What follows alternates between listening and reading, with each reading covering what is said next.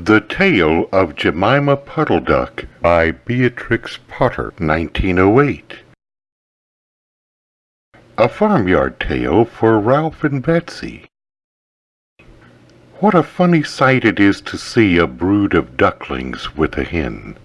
Listen to the story of Jemima Puddle Duck, who was annoyed because the farmer's wife would not let her hatch her own eggs. Her sister-in-law, Mrs. Rebecca Puddle Duck, was perfectly willing to leave the hatching to someone else. I have not the patience to sit on a nest for 28 days, and no more have you, Jemima.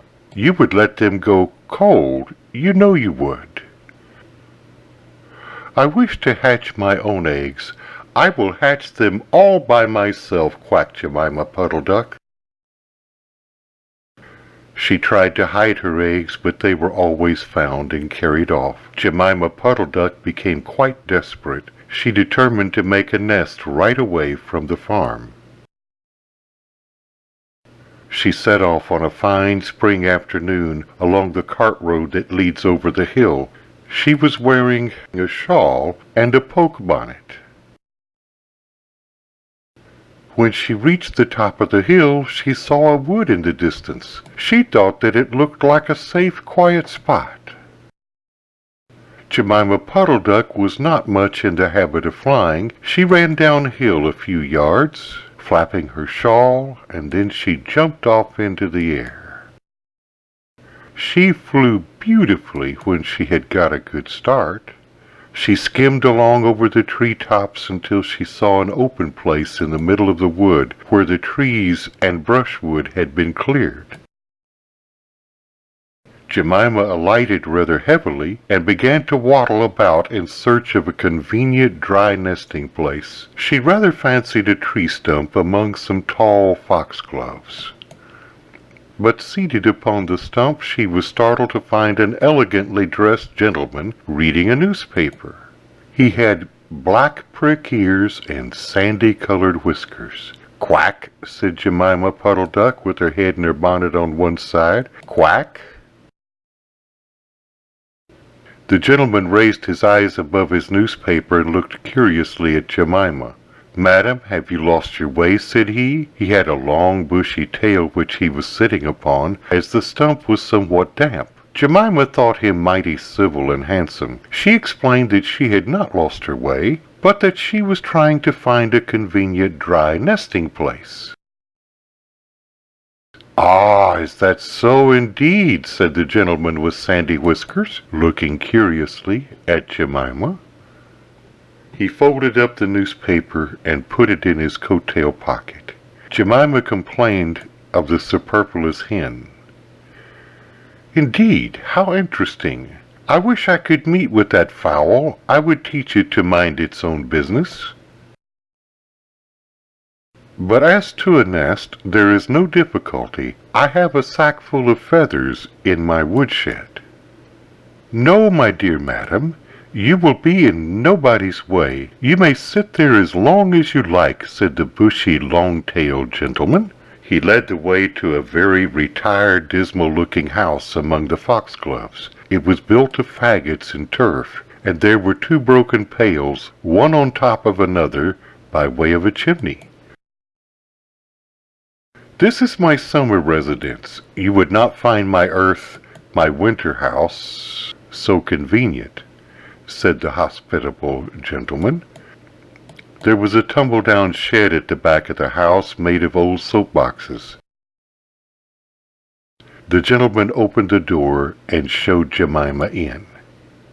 The shed was almost quite full of feathers. It was almost suffocating, but it was comfortable and very soft. Jemima Puddle Duck was rather surprised to find such a vast quantity of feathers. But it was very comfortable, and she made a nest without any trouble at all. When she came out, the sandy-whiskered gentleman was sitting on a log reading the newspaper. At least he had it spread out, but he was looking over the top of it. He was so polite that he seemed almost sorry to let Jemima go home for the night. He promised to take great care of her nest until she came back again the next day. He said he loved eggs and ducklings. He should be proud to see a fine nestful in his woodshed. Jemima Puddle Duck came every afternoon. She laid 9 eggs in the nest. They were greeny white and very large. The foxy gentleman admired them immensely. He used to turn them over and count them when Jemima was not there. At last Jemima told him that she intended to begin to sit next day, "And I will bring a bag of corn with me so that I need never leave my nest until the eggs are hatched. They might catch cold," said the conscientious Jemima.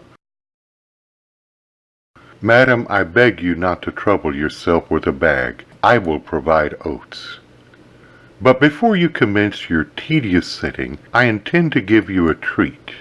Let us have a dinner party, all to ourselves. May I ask you to bring up some herbs from the farm garden to make a savory omelette, sage and thyme and mint and 2 onions and some parsley.